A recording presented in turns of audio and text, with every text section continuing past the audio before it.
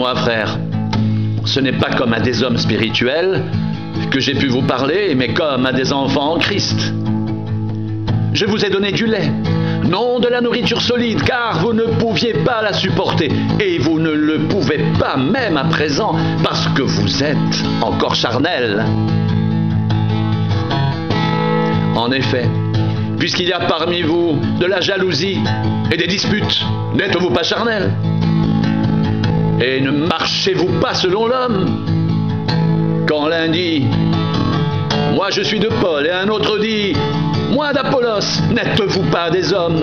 Qu'est-ce donc qu'Apollos? Et qu'est-ce que Paul? Des serviteurs par le moyen desquels vous avez cru, selon que le Seigneur l'a donné à chacun.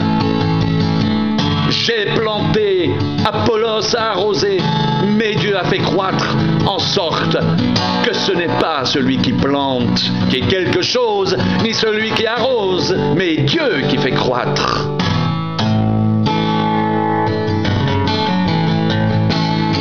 Celui qui plante et celui qui arrose sont égaux, et chacun recevra sa propre récompense selon son propre travail. Car nous sommes ouvriers avec Dieu.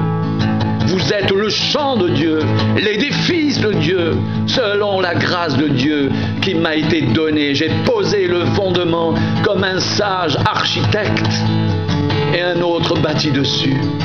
Mais que chacun prenne garde à la manière dont il bâtit dessus, car personne ne peut poser un autre fondement que celui qui a été posé, savoir Jésus-Christ. Or, si quelqu'un bâtit sur ce fondement avec de l'or, de l'argent, des pierres précieuses, du bois, du foin, du chaume, l'œuvre de chacun sera manifestée. Car le jour la fera connaître, parce qu'elle se révélera dans le feu. Et le feu éprouvera ce qu'est l'œuvre de chacun.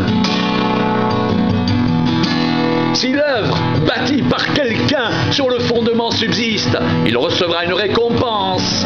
Si l'œuvre de quelqu'un est consumée, il perdra sa récompense. Pour lui, il sera sauvé, mais comme au travers du feu.